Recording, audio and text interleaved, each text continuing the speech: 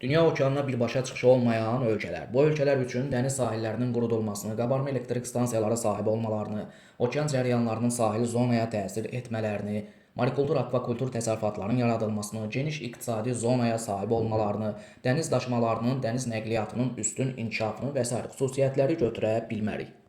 Cənubi Amerikada Boliviya, Paragvay, Afrika qitəsində Mali, Niger, Çad, Burkina Faso, Mərkəzi Afrika, Cənubi Sudan, Efiopiya, Uganda, Ruanda, Burundi, Zamibiya, Malawi, Zimbabwe, Botswana, Swaziland, Lesotho, Haiti.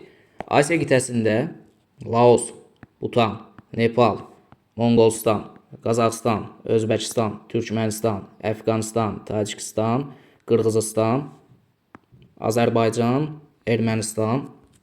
Avropa qitəsində isə Belarus, Moldova, Serbiya, Kosova, Makedoniya, Çexiya, Slovakiya, Avstriya, Macaristan, İsveçrə və Avstriya sərhəddində Liechtenstein, Lüksemburq, İspaniya və Fransa sərhəddində Andorra, İtaliyada anklavlar San Marino, Vatikan qeyd elədiyimiz xüsusiyyətlərin aid olmadığı ölkələrdir.